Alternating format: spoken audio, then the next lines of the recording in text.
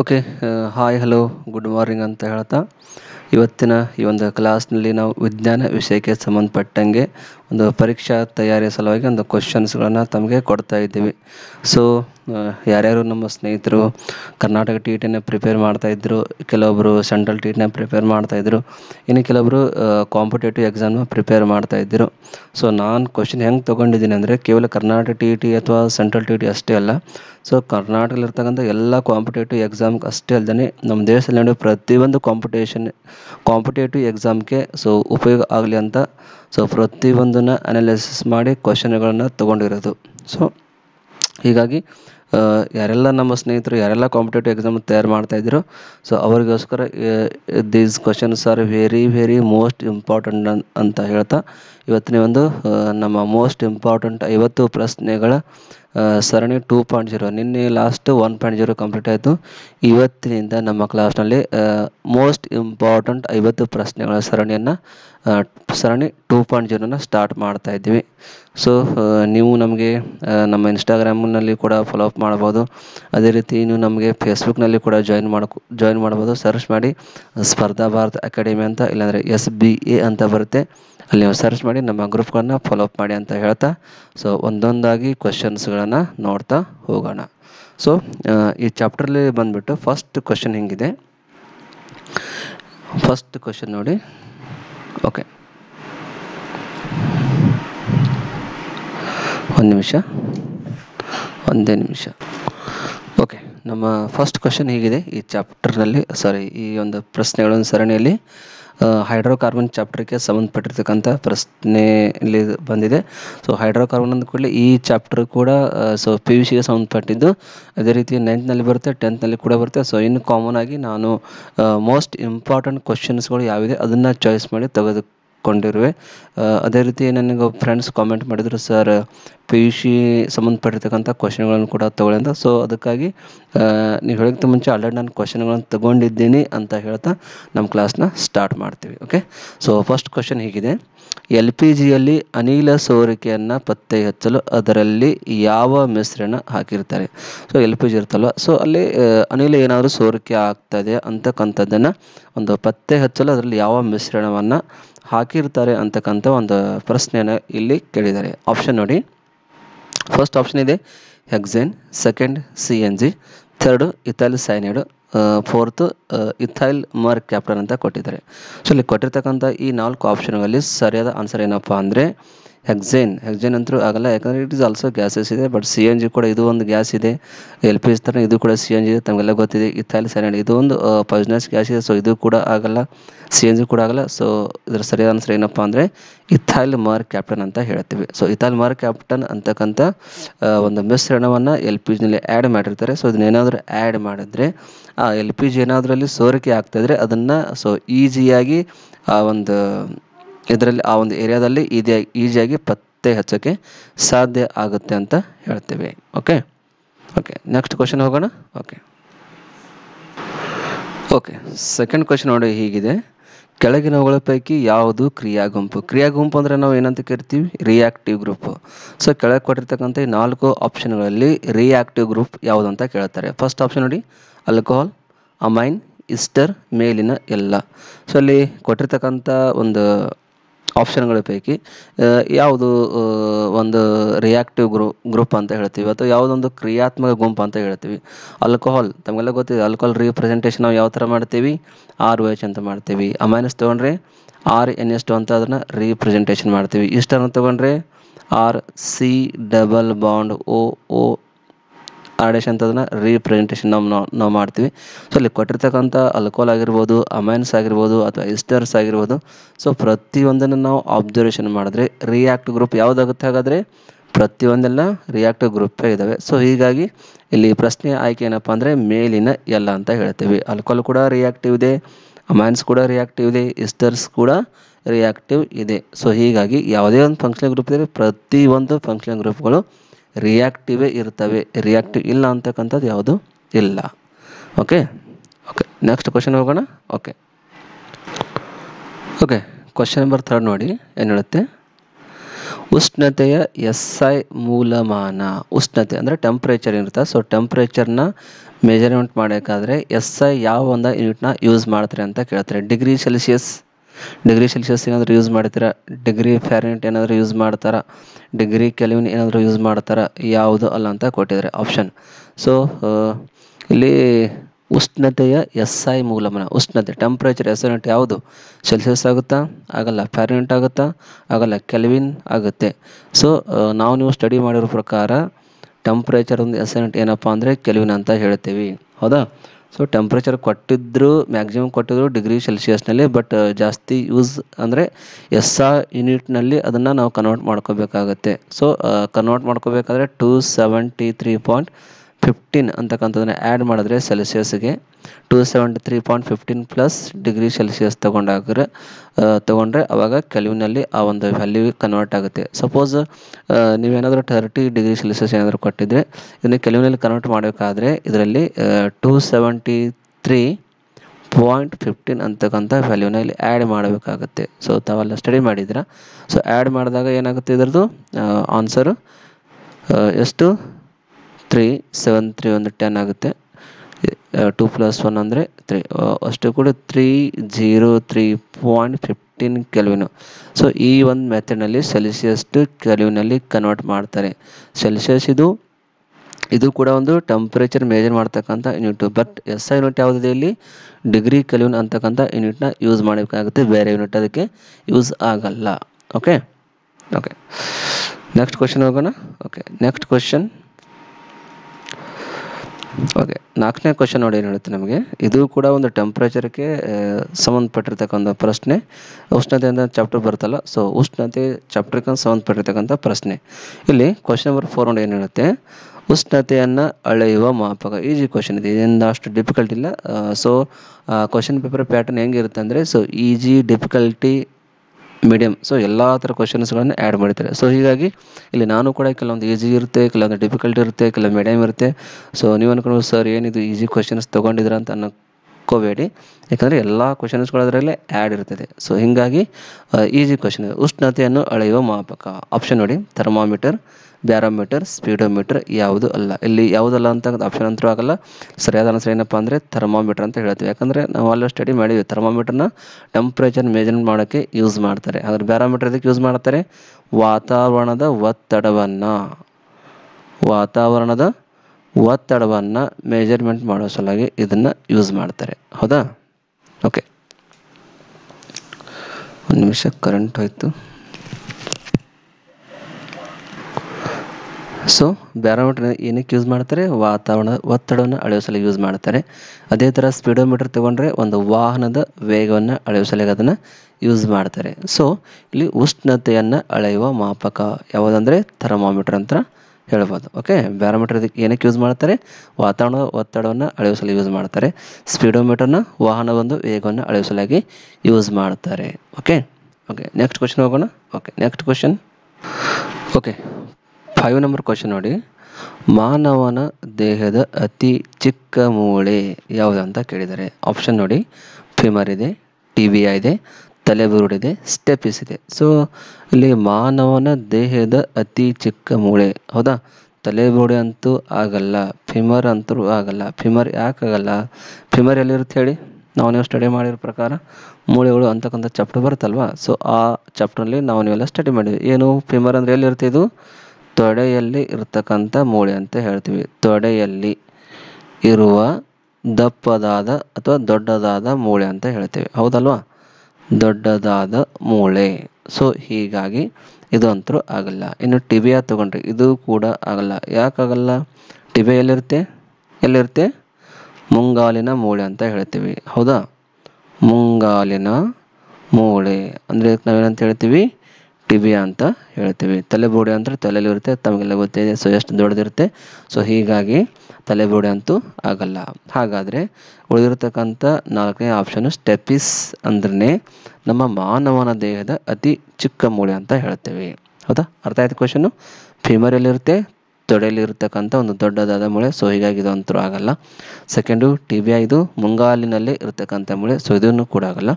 ತಲೆಬುಡೆ ಅಂದ್ರೆ ದೊಡ್ಡದಿರುತ್ತೆ, ಸೊ ಇದು ಕೂಡ ಆಗಲ್ಲ. ಕ್ವಶನ್ ಕೇಳಿರೋದು ಅತಿ ಚಿಕ್ಕ ಮೂಳೆ ಅಂದರೆ ಯಾವುದಂತ ಹೇಳ್ತೀವಿ, ಸ್ಟೆಪಿಸ್ ಅಂತಕ್ಕಂಥ ಆನ್ಸರು ನೀವು ಅದಕ್ಕೆ ರೈಟ್ ಮಾರ್ಕ್ ಮಾಡಬೇಕು. ಸೊ ಅದನ್ನು ಅಲ್ಲಿ ಬರೆದಾಗ ಮಾತ್ರ ನಿಮ್ಮ ಆನ್ಸರ್ ಕರೆಕ್ಟ್ ಆಗೋದು. ಓಕೆ ನೆಕ್ಸ್ಟ್ ಕ್ವಶನ್ ಹೋಗೋಣ. Next question. ಆರನೇ ಕ್ವಶನ್ ನೋಡಿ ಏನು ಹೇಳುತ್ತೆ, ತಲೆಯ ಕತ್ತಿನ ಭಾಗಕ್ಕೆ ಸೇರುವಿಕೆಯ ಜಾಗ. ತಲೆ ಮತ್ತು ಕತ್ತು ಸೇರುತ್ತೆ, ಒಂದು ಜಾಗ ಇರುತ್ತೆ ಕುತ್ತಿಗೆ ಹತ್ರ, ಸೊ ಆ ಜಾಗಕ್ಕೆ ಏನಂತ ಕರಿತೀವಿ ನೋಡಿ. ಕೆಲವೊಂದು ಭುಜಕ್ಕೆ ಮತ್ತು ಚಪ್ಪೆಯಲ್ಲಿ ಜಾಯಿಂಟ್ ಇರುತ್ತೆ, ಕೆಲವೊಂದು ಮೊಳಕಾಲಲ್ಲಿ ಜಾಯಿಂಟ್ ಇರುತ್ತೆ, ಹೆಬ್ಬೆಟ್ನಲ್ಲಿ ಜಾಯಿಂಟ್ ಇರುತ್ತೆ, ಕಾರ್ಪೆಲ್ನಲ್ಲಿ ಇರುತ್ತೆ, ಮೆಟಾ ಕಾರ್ಪೆಲ್ನಲ್ಲಿ ಇರುತ್ತೆ. ಸೊ ಈ ಥರ ಡಿಫ್ರೆಂಟ್ ಟೈಪ್ಸ್ ಆಫ್ ದ ಜಾಯಿಂಟ್ಸ್ಗಳು ಬರುತ್ತೆ. ಬಟ್ ಇಲ್ಲಿ ಕ್ವಶನ್ ಇರೋದು ತಲೆಯ ಕತ್ತಿನ ಭಾಗಕ್ಕೆ ಸೇರಿರುವ ಒಂದು ಜಾಯಿಂಟ್ಸ್ ಯಾವುದಂತ ಕೇಳ್ತಾರೆ. ಓಕೆ, ಸೊ ಆಪ್ಷನ್ ನೋಡಿ, ball and socket joint, hinge joint, saddle joint, pivotal joint ಅಂತ ಇದೆ. ಸೊ ಇಲ್ಲಿ ಕೊಟ್ಟಿರ್ತಕ್ಕಂಥ 4 ಆಪ್ಷನ್ಗಳಲ್ಲಿ ಸರಿಯಾದ ಆನ್ಸರ್ ಏನು ಅನ್ನೋದಕ್ಕಿಂತ ಮುಂಚೆ ಫಸ್ಟ್ ಆಫ್ ಆಲ್ ತಿಳ್ಕೊಳ್ಳಿ, ಬಾಲ್ ಆ್ಯಂಡ್ ಸಾಕೆಟ್ ಜಾಯಿಂಟ್ ಎಲ್ಲಿರುತ್ತೆ. ಸೊ ಇದು ಗೊತ್ತಾದರೆ, ಅಥವಾ ಹಿಂಜ್ ಜಾಯಿಂಟ್ ಎಲ್ಲಿರುತ್ತೆ ಇದು ಗೊತ್ತಾದರೆ, ಸೆಡಲ್ ಜಾಯಿಂಟ್ ಎಲ್ಲಿರುತ್ತೆ ಇದೆಲ್ಲ ಗೊತ್ತಾದರೆ ನಿಮಗೆ ಈ ಒಂದು ಪ್ರಶ್ನೆಯ ಆನ್ಸರ್ ನಿಮಗೆ ಸಿಗುತ್ತೆ. ಸೊ ಫಸ್ಟ್ ಯಾವುದು, ಬಾಲ್ ಆ್ಯಂಡ್ ಸಾಕೆಟ್ ಜಾಯಿಂಟ್ ಎಲ್ಲಿರುತ್ತೆ, ಇದು ಭುಜ ಮತ್ತು ಚಪ್ಪೆಯಲ್ಲಿರ್ತಕ್ಕಂಥ ಜಾಯಿಂಟ್ಸ್ನ ನಾವೇನಂತ ಹೇಳ್ತೀವಿ, ಬಾಲ್ ಆ್ಯಂಡ್ ಸಾಕೆಟ್ ಜಾಯಿಂಟ್ ಅಂತ ಹೇಳ್ತೀವಿ. ಭುಜ ಇರುತ್ತಲ್ಲ, ಸೊ ನಾವು ಕೈ ಕೆಳಗಿಂದ ಮೇಲಕ್ಕೆ ಹಿಂಗೆ ಒಂದು ರೌಂಡ್ ಹಾಕಿದಾಗ ನಮ್ಗೆ ಏನು ಕರೆಸ್ತೇವೆ, ಒಂಥರ ಬಾಲ್ ಇದ್ದಂಗೆ ಅನಿಸುತ್ತಲ್ಲ, ಸೊ ಅದನ್ನು ನಾವು ಬಾಲ್ ಆ್ಯಂಡ್ ಸಾಕೆಟ್ ಜಾಯಿಂಟ್ ಅಂತ ಹೇಳ್ತೀವಿ. ಅದೇ ಥರ ಕಾಲು ಚಪ್ಪೆಯಲ್ಲಿರುತ್ತೆ, ಸೊ ಅದು ಕೂಡ ಅಲ್ಲಿ ಇರೋದು ball and socket joint. So ಇನ್ನು ಸೆಕೆಂಡ್ ಬರುತ್ತೆ ಹಿಂಜ್ ಜಾಯಿಂಟ್. ಇದೆಲ್ಲಿರುತ್ತೆ ಹಿಂಜ್ ಜಾಯಿಂಟು, ಮೊಳಕಾಲಲ್ಲಿ ಇರ್ತಕ್ಕಂಥ ಮೊಳಕಾಲ್ನಲ್ಲಿ ಇರ್ತಕ್ಕಂಥ ಒಂದು ಜಾಯಿಂಟ್ಸ್ ಅಂತ ಹೇಳ್ತೀವಿ, ಅದಕ್ಕೆ ನಾವು ಹಿಂಜ್ ಜಾಯಿಂಟ್ ಅಂತ ಹೇಳ್ತೀವಿ. ಇನ್ನು ಸ್ಯಾಡಲ್ ಜಾಯಿಂಟ್ ಬರುತ್ತೆ. ಸ್ಯಾಡಲ್ ಜಾಯಿಂಟ್ ಎಲ್ಲಿರುತ್ತೆ, ಹೆಚ್ಚಾಗಿದು ಹೆಬ್ಬೆಟ್ನಲ್ಲಿ ಇರ್ತಕ್ಕಂಥ ಜಾಯಿಂಟು. ಹೆಬ್ಬೆಟ್ಟು ಇರುತ್ತಲ್ವ ನಮಗೆ, ಹೆಬ್ಬೆಟ್ನಲ್ಲಿರುತ್ತೆ. ಅದು ಬಿಟ್ಟರೆ ಕಾರ್ಪೆಲ್ನಲ್ಲಿ ಬರುತ್ತೆ, ಕಾರ್ಪೆಲ್ಲು. ಅದ್ರ ಬಿಟ್ಟರೆ ಮೆಟಾ ಕಾರ್ಪೆಲ್ನಲ್ಲಿ ಇದು ಈ ಒಂದು ಜಾಯಿಂಟ್ಸು ಮೆಟಲ್ ಐತೆ ನೋಡಿ, ಹೌದಾ, ಮೆಟಾ ಕಾರ್ಪೆಲ್. ಸೊ ಇಲ್ಲೆಲ್ಲ ಇರೋದು ಯಾವುದು, ಇದೊಂದು ಸ್ಯಾಡಲ್ ಜಾಯಿಂಟ್ ಅಂತ ಬರುತ್ತೆ. ಆ ಜಾಯಿಂಟು ಹೆಬ್ಬೆಟ್ನಲ್ಲಿರುತ್ತೆ, ಕಾರ್ಪೆಲ್ನಲ್ಲಿರುತ್ತೆ, ಮೆಟಾ ಕಾರ್ಪೆಲ್ನಲ್ಲಿ ಇರುತ್ತೆ. ಇನ್ನು ಉಳಿದ ಈ ಪೈವೋಟಲ್ ಜಾಯಿಂಟ್ ಇದೆಯಲ್ಲ, ಪೈವೋಟಲ್ ಅಂತ ಕರಿತೀವಿ. ಸೊ ಈ ಒಂದು ಜಾಯಿಂಟ್ ಎಲ್ಲಿರುತ್ತಪ್ಪ ಅಂದರೆ ನಮ್ಮ ತಲೆ ಕತ್ತಿನ ಭಾಗಕ್ಕೆ ಸೇರುವಿಕೆ ಒಂದು ಜಾಗ ಅಥವಾ ಜಾಯಿಂಟ್ ಅಂತ ಹೇಳ್ತೀವಿ. ಸೊ ಈ ಪ್ರಶ್ನೆ ಸರಿ ಆನ್ಸರ್ ಇದೆ, ಪೈವೋಟಲ್ ಜಾಯಿಂಟ್ಸ್ ಅಂತ ಹೇಳ್ತೀವಿ. ಸೊ ಹೀಗಾಗಿ first of all question understand ಮಾಡಿಕೊಂಡು ಯಾವ ಒಂದು ಜಾಯಿಂಟ್ಸು ಎಲ್ಲಿ ಬರುತ್ತೆ ಅನ್ನೋದು ಏನಾದರೂ ನಿಮಗೆ ಪರ್ಫೆಕ್ಟಾಗಿ ನೀವು ಸ್ಟಡಿ ಮಾಡಿದರೆ ನೀವು ಈಸಿಯಾಗಿ ಹೇಳ್ಬೋದು. ಇದು ಎಲ್ಲಿ ಬರುತ್ತಪ್ಪ ಅಂದರೆ ಒಂದು ಈ ಬೋನ್ಸ್ ಚಾಪ್ಟರ್ ಇದೆಯಲ್ಲ, ಮೂಳೆಗಳು, ಆ ಚಾಪ್ಟರ್ಗೆ ಸಂಬಂಧಪಟ್ಟಿರ್ತಕ್ಕಂಥ ಪ್ರಶ್ನೆ ಇದೆ. ಇನ್ನೂ ಇದೆ ಕ್ವಶನು, ಇನ್ನೂ ಹಾಗೆ ಮುಂದೆ ಬರ್ತಾ ಇರುತ್ತೆ ಕ್ವಶನ್ಗಳು. ಓಕೆ, ಅಂಡರ್ಸ್ಟ್ಯಾಂಡ್ ಆಗುತ್ತೆ ಕ್ವಶನು. ಓಕೆ, ನೆಕ್ಸ್ಟ್ ಕ್ವಶನ್ ಹೋಗೋಣ. Question number 7 please. ಓಕೆ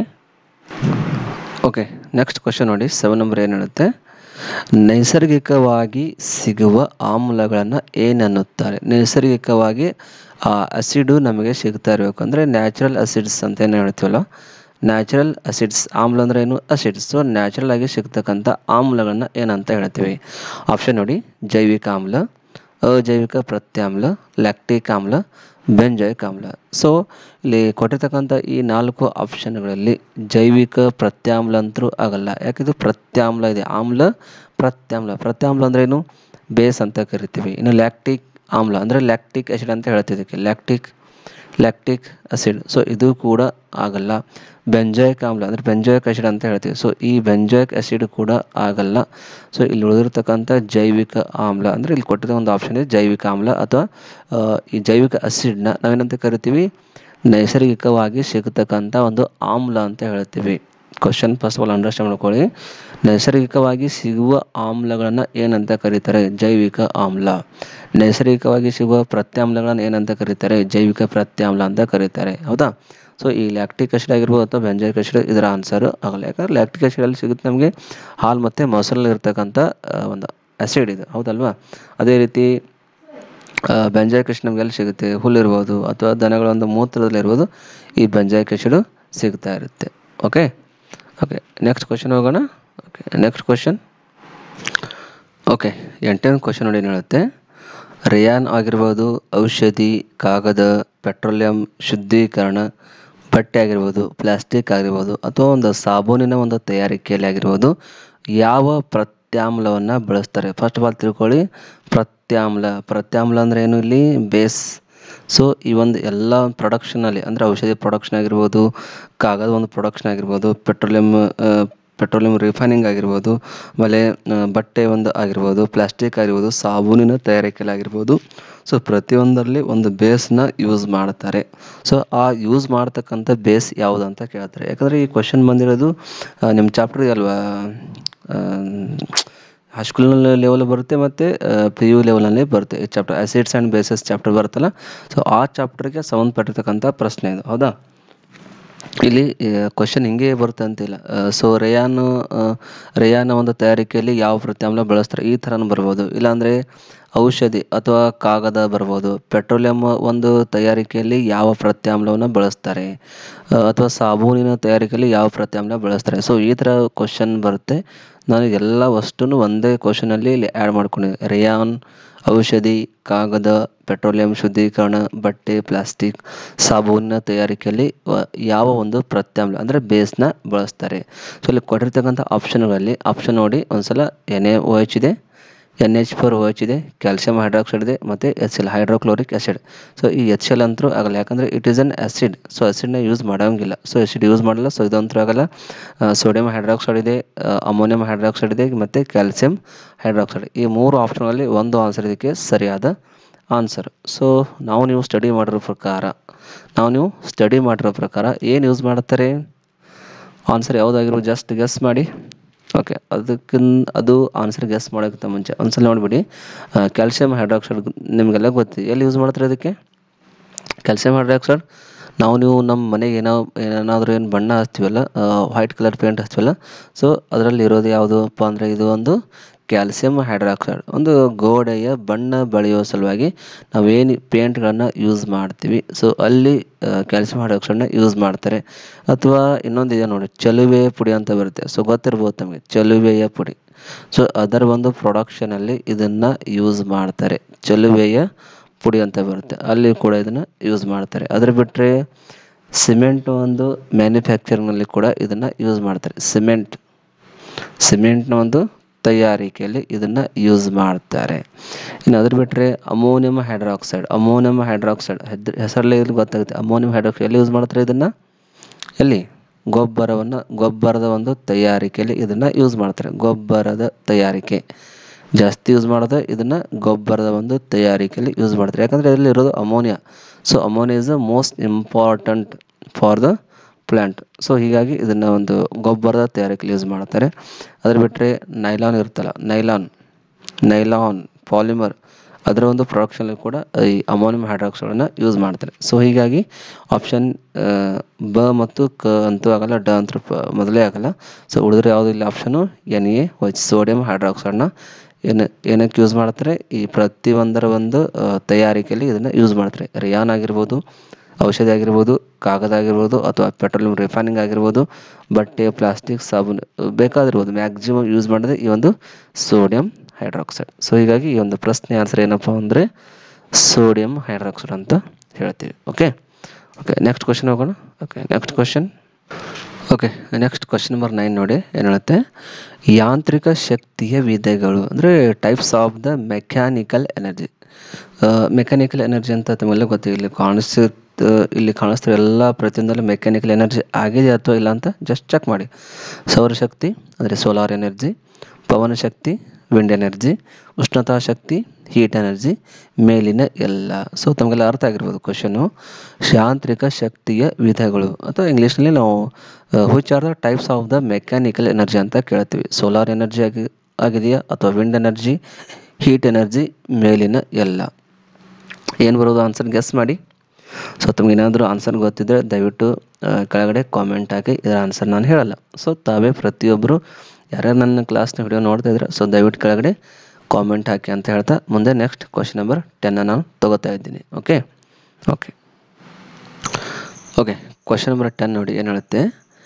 ಏಕ ರೀತಿಯ ಚಲನೆಯಲ್ಲಿ ಮುಂದುವರಿಯುವ ಪ್ರವೃತ್ತಿಗೆ ಏನಂತ ಹೇಳ್ತಾರೆ? ಆಪ್ಷನ್ ನೋಡಿ, ಜಡತ್ವ, ಬಲ, ಒತ್ತಡ, ಯಾವುದು ಅಲ್ಲ. ಜಡತ್ವ ಅಂದರೆ ಏನಂತ ಕರಿತೀವಿ ಇಂಗ್ಲೀಷ್ನಲ್ಲಿ? ಇನರ್ಷಿಯಾ ಅಂತ ಹೇಳ್ತೀವಿ. ಬಲ ಅಂದ್ರೆ ಏನು? ಫೋರ್ಸ್. ಒತ್ತಡ ಅಂದ್ರೆ ಏನು?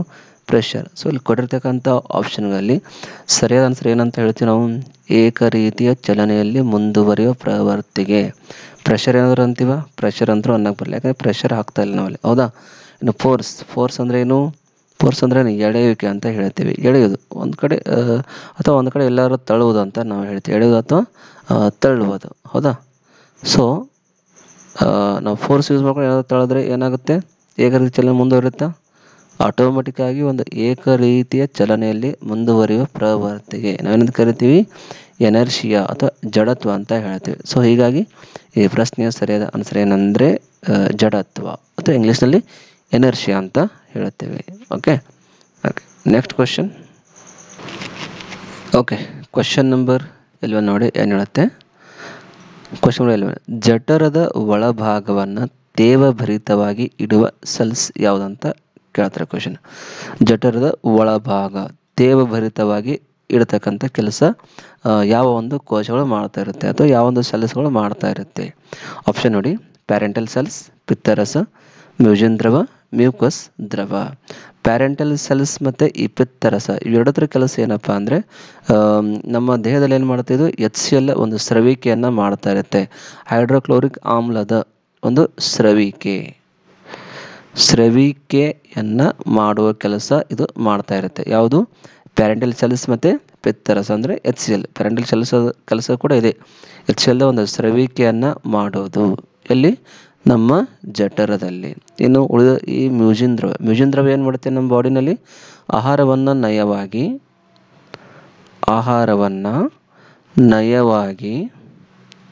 ನಯವಾಗಿ ಸಾಗಾಣಿಕೆ ಮಾಡ್ತಕ್ಕಂಥ ಸಾಗಾಣಿಕೆಯ ಕೆಲಸ ಯಾವುದು ಮಾಡುತ್ತೆ, ಈ ಮ್ಯೂಸಿನ್ ದ್ರವ ಅಂತಕ್ಕಂಥದ್ದು ಮಾಡುತ್ತೆ. ಇನ್ನು 4ನೇ ಆಪ್ಷನು ಮ್ಯೂಕಸ್ ದ್ರವ. ಈ ಮ್ಯೂಕಸ್ ದ್ರವ ಏನು ಮಾಡುತ್ತೆ, ನಮ್ಮ ಜಠರದಲ್ಲಿರ್ತಕ್ಕಂಥ ಒಳಭಾಗವನ್ನು ತೇವಭರಿತವಾಗಿ ಇಡ್ತಕ್ಕಂಥ ಕೆಲಸ ಇದು ಮಾಡ್ತಾ ಇರುತ್ತೆ. ಯಾವುದು, ಮ್ಯೂಕಸ್ ದ್ರವ ಅಥವಾ ಇಂಗ್ಲೀಷ್ನಲ್ಲಿ ಮ್ಯೂಕಸ್ ಫ್ಲೂಯಿಡ್ ಅಂತ ಕರಿತೀವಿ. ಮ್ಯೂಕಸ್ ಫ್ಲೂಯಿಡ್ ಅಂತ ಕರಿತೀವಿ. ವಿಚ್ ಫ್ಲೂಯಿಡ್ಸ್, ಯಾವ ಫ್ಲೂಯಿಡ್ಸ್ ಇಲ್ಲಿ, ಮ್ಯೂಕಸ್ ದ್ರವ ಅಂತ ಹೇಳ್ತೀವಿ. ಸೊ ಸಿಂಪಲ್ ಕ್ವಶನ್ ಇದೆ, ಜಠರದ ಒಳಭಾಗವನ್ನು ತೇವಭರಿತವಾಗಿ ಇಡುವ ಸೆಲ್ಸ್ ಅಥವಾ ಕೋಶಗಳು ಯಾವುದು, ಮ್ಯೂಕಸ್ ದ್ರವ. ಪ್ಯಾರೆಂಟ್ ಸೆಲ್ಸ್ ಮತ್ತು ಪಿತ್ತರಸ ಏನು ಮಾಡುತ್ತೆ, HCl ಒಂದು ಸ್ರವಿಕೆಯನ್ನು ಮಾಡ್ತಾ ಇರುತ್ತೆ. ಮ್ಯೂಸಿನ್ ದ್ರವ ಏನು ಮಾಡ್ತಾ ಇರುತ್ತೆ, ಆಹಾರವನ್ನು ನಯವಾಗಿ ಒಂದು ಸಾಗಾಣಿಕೆ ಕೆಲಸವನ್ನು ಮಾಡ್ತಾ ಇರುತ್ತೆ. ಓಕೆ. ನೆಕ್ಸ್ಟ್ ಕ್ವಶನ್ ಹೋಗೋಣ. Next question. ಕ್ವಶನ್ ನಂಬರ್ 12 ನೋಡಿ ಏನು ಹೇಳುತ್ತೆ. ದೇಹದ ಮೇಲ್ಪದರದ ಮೂಲಕ ಉಸಿರಾಟ ಮಾಡುವ ಜೀವಿ. ಪ್ರತಿಯೊಂದು ಜೀವಿಗಳಿಗೆ ತನ್ನದೇ ಆದಂಥ ಒಂದು ಉಸಿರಾಟದ ಒಂದು ಪ್ರಕ್ರಿಯೆ ನಡೀತಾ ಇರುತ್ತೆ. ಸೊ ಇಲ್ಲಿ ಏನು ಕೇಳಿದರೆ, ದೇಹದ ಮೇಲ್ಪದರದ ಮೂಲಕ ಉಸಿರಾಟ ಮಾಡುವ ಜೀವಿ ಯಾವುದಂತ ಕೇಳಿದರೆ, ಯಾಕಂದರೆ ಜಸ್ಟ್ ನಿಮ್ಗೆ ಹೇಳಿದ್ದೆ, ಪ್ರತಿಯೊಂದು ಜೀವಿಗೆ ಬೇರೆ ಬೇರೆ ಅಂತ ಒಂದು ಉಸಿರಾಟ ಮಾಡ್ತಕ್ಕಂಥ ಒಂದು ಕ್ರಿಯೆ ಇರುತ್ತೆ.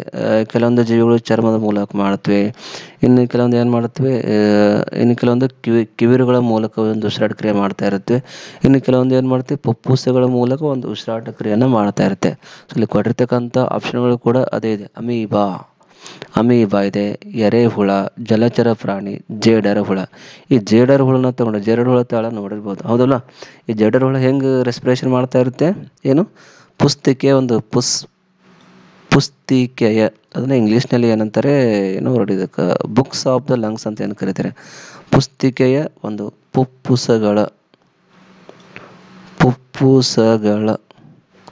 ಪುಪ್ಪುಸಗಳ ಮೂಲಕ, ಇಂಗ್ಲೀಷ್ ಇದಕ್ಕೆ ಏನಂತಾರೆ, ಬುಕ್ ಲಂಗ್ಸ್ ಅಂತ ಕರೀತಾರೆ. ಬುಕ್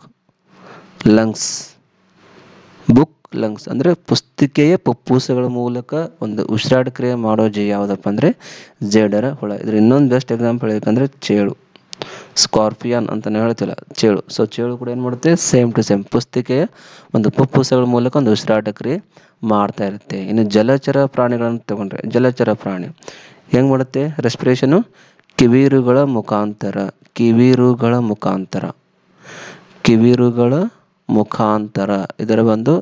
ಇವುಗಳ ಒಂದು ಏನು ಮಾಡ್ತಾ ಇರುತ್ತೆ, ಉಸಿರಾಟ ಕ್ರಿಯೆ ನಡೀತಾ ಇರುತ್ತೆ. ಇನ್ನು ಎರೆಹುಳ ತಗೊಂಡ್ರೆ, ಎರೆಹುಳ ತಮಗೆಲ್ಲ ಗೊತ್ತೇ ಇದೆ, ಎರೆಹುಳ ಹೇಗೆ ಮಾಡ್ತಾ ಇರುತ್ತೆ, ಚರ್ಮದ ಮೂಲಕ ತಮ್ಮ ಒಂದು ಉಸಿರಾಟ ಕ್ರಿಯೆ ಮಾಡ್ತಾ ಇರುತ್ತೆ, ಚರ್ಮದ ಮೂಲಕ. ಸೊ ಹೀಗಾಗಿ ಚರ್ಮದ ಮೂಲಕ ಉಸಿರಾಟ ಕ್ರಿಯೆ ಮಾಡುತ್ತೆ.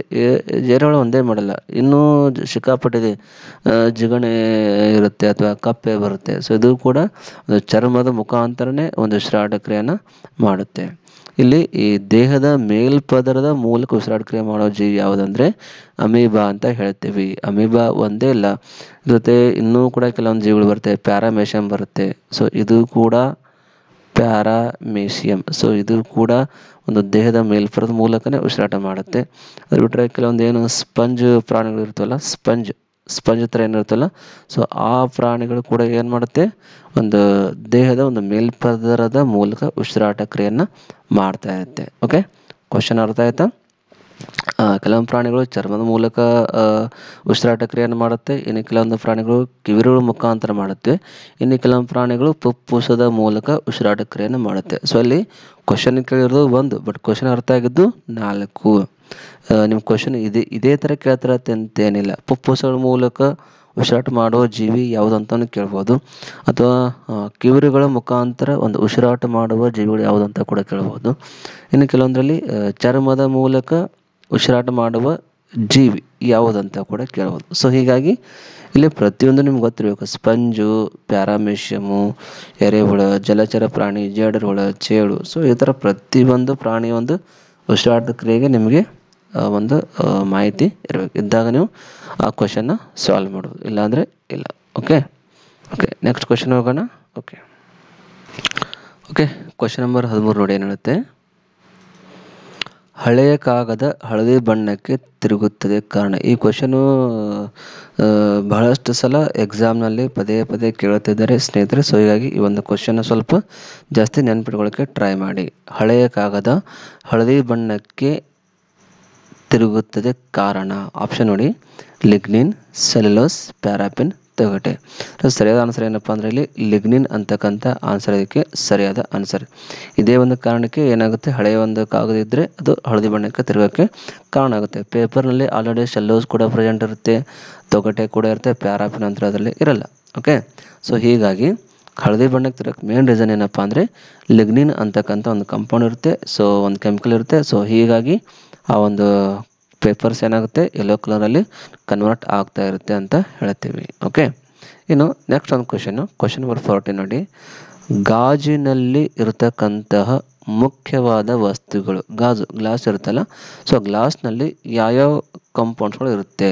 ಆಪ್ಷನ್ ನೋಡಿ: ಸೋಡಿಯಂ ಸಿಲಿಕೇಟ್, ಕ್ಯಾಲ್ಸಿಯಂ ಸಿಲಿಕೇಟ್, ಮೇಣ, ಮತ್ತು ಬ. ಸೊ ಇಲ್ಲಿ ಮೇಣ ಅಂತೂ ಅದರಲ್ಲಿ ಇರಲ್ಲ. ಓಕೆ, ಮೇಣ ಅಂತೂ ಇರಲ್ಲ. ಸೋಡಿಯಂ ಸಿಲಿಕೇಟ್ ಕೂಡ ಅದರಲ್ಲಿ ಪ್ರೆಸೆಂಟ್ ಇರುತ್ತೆ, ಕ್ಯಾಲ್ಸಿಯಂ ಸಿಲಿಕೇಟ್ ಕೂಡ ಅದರಲ್ಲಿ ಪ್ರೆಸೆಂಟ್ ಇರುತ್ತೆ. ಸೊ ಹೀಗಾಗಿ ನಿಮ್ಮ ಕ್ವಶನ್ನಲ್ಲಿ ಯಾವ ಥರ ಆಪ್ಷನ್ ಕೊಟ್ಟಿರ್ತಾರೋ ಆ ಥರ ನೀವು ಅಲ್ಲಿ ಆನ್ಸರ್ನ ಸೆಲೆಕ್ಟ್ ಮಾಡೋಕ್ಕಾಗುತ್ತೆ. ಇಲ್ಲಿ ಸೋಡಿಯಂ ಸಿಲಿಕೇಟ್ ಕೂಡ ಪ್ರೆಸೆಂಟ್ ಇದೆ, ಕ್ಯಾಲ್ಸಿಯಂ ಸಿಲಿಕೇಟ್ ಕೂಡ ಪ್ರೆಸೆಂಟ್ ಇದೆ. ಆಪ್ಷನ್ ಡ, ಮತ್ತು ಬ ಅಂತ ಹೇಳಿದರೆ. ಸೊ ಹೀಗಾಗಿ ನಾನು ಈ ಪ್ರಶ್ನೆ ಆನ್ಸರಲ್ಲಿ ಮತ್ತು ಬ ಅಂತಕ್ಕಂಥ ಆಯ್ಕೆಯನ್ನು ಚಾಯ್ಸ್ ಮಾಡ್ತೀನಿ. ಹೌದಾ? ನಿಮಗೇನಾದರೂ ಇಲ್ಲಿ ಮತ್ತು ಬನು ಕೊಟ್ಟಿಲ್ಲ, ಮೇಣ ಇದೆ, ಇನ್ನೂ ಬೇರೆ ಯಾವುದಾದ್ರೂ ಒಂದು ಕೆಮಿಕಲ್ನ ಕೊಟ್ಟಿದ್ದರೆ ಅವೆರಡನ್ನ ಬಿಟ್ಟು ಇಲ್ಲಿ ಇರತಕ್ಕಂಥ ಸೋಡಿಯಂ ಸಿಲಿಕೇಟ್ ಆಗಿರ್ಬೋದು ಅಥವಾ ಕ್ಯಾಲ್ಸಿಯಂ ಸಿಲಿಕೇಟ್ ಆಗಿರ್ಬೋದು. ಸೊ ಆ ಒಂದು ಕ್ವಶನ್ಗಳನ್ನ, ಆ ಒಂದು ಆಪ್ಷನ್ಗಳನ್ನು ನೀವು ಸೆಲೆಕ್ಟ್ ಮಾಡಿ ಅದಕ್ಕೆ ಸರಿಯಾದ ಆನ್ಸರ್ ಬರೀರಿ ಅಂತ ಹೇಳ್ತಾ ಮುಂದಿನ ಒಂದು ಕ್ವಶನ್ನ ತಗೋತೀನಿ. Okay, question number 15 please. Okay, next 15 question ನೋಡಿ, ಏನು ಹೇಳುತ್ತೆ ನಮಗೆ. ಕ್ವಶನ್ 15: ವಿಶ್ವದ ಕುರಿತು ಅಧ್ಯಯನ ಮಾಡುವುದನ್ನು ಏನೆನ್ನುವರು? ವಿಶ್ವದ ಕುರಿತು ಇಡೀ ಒಂದು ಯೂನಿವರ್ಸ್ ಬಗ್ಗೆ ನಾವೇನೋ ಸ್ಟಡಿ ಮಾಡ್ತೀವಲ್ಲ, ಸೊ ಅದನ್ನು ಏನಂತ ಕರೀತಾರೆ ಅಂತ ಕ್ವಶನಲ್ಲಿ ಕೇಳಿದ್ದಾರೆ. ಆಪ್ಷನ್ ನೋಡಿ: ಜ್ಯೋತಿರ್ವರ್ಷ, ಪರಿಭ್ರಮಣೆ, ಕಾಸ್ಮಾಲಜಿ. ಯಾವುದಲ್ಲ ಅಂದರೂ ಈ ಒಂದು ಆಪ್ಷನ್ ಅಂತೂ ಆಗಲ್ಲ. ಅದಕ್ಕೆ ಸರಿಯಾದ ಆನ್ಸರ್ ಏನಪ್ಪ ಅಂದರೆ ಕಾಸ್ಮಾಲಜಿ ಅಂತ ಹೇಳ್ತೀವಿ. ಕಾಸ್ಮಾಲಜಿ ಅಂದ್ರೇ ವಿಶ್ವದ ಕುರಿತು ಒಂದು ಅಧ್ಯಯನ ಮಾಡೋದನ್ನು ಕಾಸ್ಮಾಲಜಿ ಅಂತ ಹೇಳ್ತಾರೆ. ಹಾಗಾದರೆ ಜ್ಯೋತಿರ್ವರ್ಷ ಅಂದರೆ ಏನು? ಪರಿಭ್ರಮಣೆ ಅಂದ್ರೇನು? ಪರಿಭ್ರಮಣೆ ಅಂದರೆ ತಮ್ಗೆ ಗೊತ್ತೇ ಇದೆ, ಒಂದು ಯಾವುದಾದ್ರೂ ಒಂದು ಗ್ರಹ ಒಂದು ಬೇರೆದೊಂದು ಗ್ರಹಕ್ಕೆ ಅಲ್ಲಿ ಒಂದು ಅದು ಸುತ್ತವನ್ನು ಹಾಕ್ತಾ ಇದ್ದರೆ ಅದಕ್ಕೆ ನಾವು ಪರಿಭ್ರಮಣೆ ಅಂತ ಕರಿತೀವಿ. ಫಾರ್ ಎಕ್ಸಾಂಪಲ್, ನಮ್ಮ ಸೌರಮಂಡಲದಲ್ಲಿ ಸೆಂಟ್ರಲ್ನಲ್ಲಿ ಸನ್ ಇರುತ್ತೆ. ಸೊ ಸನ್ ಸರೌಂಡಿಂಗ್ ಏನಿರುತ್ತೆ, ಇವೆಲ್ಲ ಪೃಥ್ವಿ ಇದೆ, ಗುರುಗ್ರಹ ಇದೆ, ಬುಧ ಗ್ರಹ ಇದೆ, ಶನಿ ಗ್ರಹ ಇದೆ. ಸೊ ಪ್ರತಿಯೊಂದು ಗ್ರಹಗಳು ಅಲ್ಲಿ ಒಂದು ಪರಿಭ್ರಮಣೆಯನ್ನು ಮಾಡ್ತಾ ಇರ್ತವೆ. ಏನಕ್ಕೆ? ಎದಕ್ಕೆ? ಸೂರ್ಯನಿಗೆ ಒಂದು ಪರಿಭ್ರಮಣೆಯನ್ನು ಮಾಡ್ತಾ ಇರ್ತೇವೆ, ಸುತ್ತ ಹಾಕ್ತಾ ಇರುತ್ತೆ. ಸೊ ಅದಕ್ಕೆ ನಾವು ಪರಿಭ್ರಮಣೆ ಅಂತ ಹೇಳ್ತೀವಿ. ಇನ್ನು ಜ್ಯೋತಿರ್ವರ್ಷ ಅಂದರೆ ಏನು ಹೇಳ್ತೀವಿ ನಾವು? ನಕ್ಷತ್ರಗಳ ಒಂದು ದೂರವನ್ನು ಅಳೆಯುವ ಸಲುವಾಗಿ ಇದನ್ನು ಯೂಸ್ ಮಾಡ್ತಕ್ಕಂಥ ಒಂದು ಏಕಮಾನ ಅಂತ ಹೇಳ್ತೀವಿ. ನಕ್ಷತ್ರಗಳ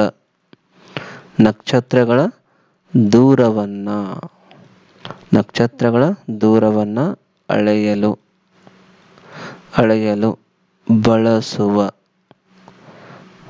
ಬಳಸುವ ಒಂದು ಏಕಮಾನ ಅಂತ ಹೇಳ್ತೀವಿ.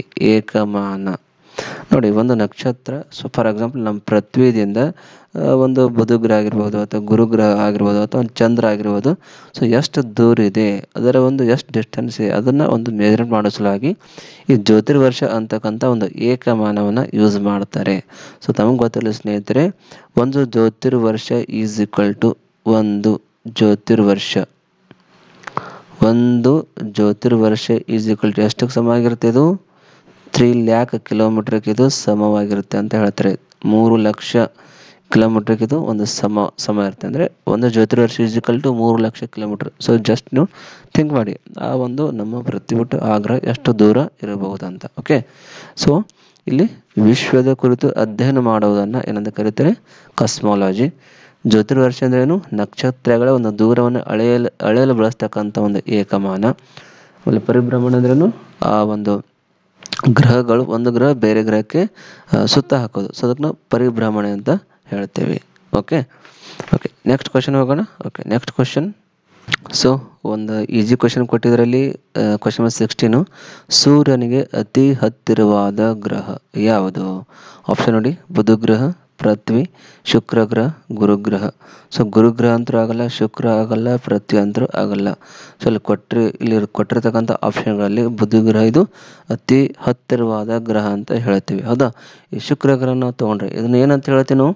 ಒಂದು ಸೌರವ್ಯೂಹದ ಅತ್ಯಂತ ಪ್ರಕಾಶಮಾನವಾದ ಗ್ರಹ ಅಂತ ಇದನ್ನು ನಾವು ಕನ್ಸಿಡರ್ ಮಾಡ್ತೀವಿ. ಪ್ರಕಾಶಮಾನವಾದ ಗ್ರಹ ಯಾವುದು ಅಂತ ಕೇಳಿದ್ರೆ ಇದನ್ನೇ ರೈಟ್ ಮಾಡಬೇಕು, ಇದನ್ನೇ ನೀವು ಆನ್ಸರ್ ಹೇಳಬೇಕು. ಪ್ರಕಾಶಮಾನವಾದ ಗ್ರಹ ಎಲ್ಲಿ? ನಮ್ಮ ಸೌರಮಂಡಲದಲ್ಲಿ. ಅದೇ ಥರ ಗುರುಗ್ರಹನ ತಗೊಂಡ್ರೆ ಏನಂತ ಹೇಳ್ತೀವಿ ನಾವು? ಸೌರವ್ಯೂಹದ ಅಥವಾ ಸೌರಮಂಡಲದಲ್ಲಿ ಅತಿ ದೊಡ್ಡದಾದ ಒಂದು ಗ್ರಹ ಅಂತ ಹೇಳ್ತೀವಿ. ದೊಡ್ಡದಾದ ಗ್ರಹ ಯಾವುದು? ಗುರುಗ್ರಹ, ಹೌದಾ? ಸೊ ಹೀಗಾಗಿ ಸೂರ್ಯನಿಗೆ ಅತಿ ಹತ್ತಿರವಾದ ಗ್ರಹ ಬುಧ ಗ್ರಹ. ಸೌರಮಂಡಲದಲ್ಲಿ ಅತಿ ಪ್ರಕಾಶಮಾನವಾದ ಗ್ರಹ ಯಾವುದು? ಶುಕ್ರ ಗ್ರಹ. ಅತಿ ದೊಡ್ಡದಾದ ಗ್ರಹ ಯಾವುದು ಅಂತ ಕೇಳಿದ್ರೆ ಗುರುಗ್ರಹ ಅಂತ ಹೇಳಬೇಕು. ಓಕೆ, ನೆಕ್ಸ್ಟ್ ಕ್ವಶನ್ ಹೋಗೋಣ. Okay, next question.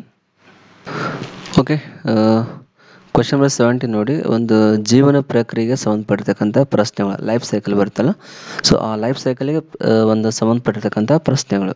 ಓಕೆ, ಮೆದುಳಿನ ಚಟುವಟಿಕೆಗಳನ್ನು ತಿಳಿಯಲು ಬಳಸುವ ಸಾಧನ. ಮೆದುಳಿನ ಚಟುವಟಿಕೆ. ಸೊ ಇಲ್ಲಿ ಆಪ್ಷನ್ ನೋಡಿ, EEG, ECG, ಎಕ್ಸ್ರೇ ಯಾವುದು ಅಲ್ಲ ಅಂತೂ ಈ ಒಂದು ಆಪ್ಷನ್ ಆಗಲ್ಲ. ಎಕ್ಸ್ರೇನ ತೊಗೊಂಡ್ರೆ ಎಕ್ಸ್ರೇ ಅದಕ್ಕೆ ಯೂಸ್ ಮಾಡ್ತಾರೆ.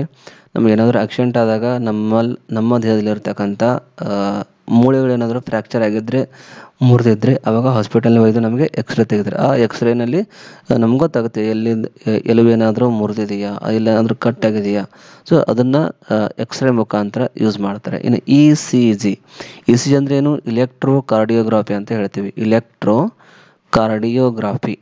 ಕಾರ್ಡಿಯೋಗ್ರಾಫಿ ಅಂತ ಹೇಳ್ತೀವಿ. ಇಲೆಕ್ಟ್ರೋ ಕಾರ್ಡಿಯೋಗ್ರಾಫಿ ಎದಕ್ಕೆ ಯೂಸ್ ಮಾಡ್ತೀವಿ?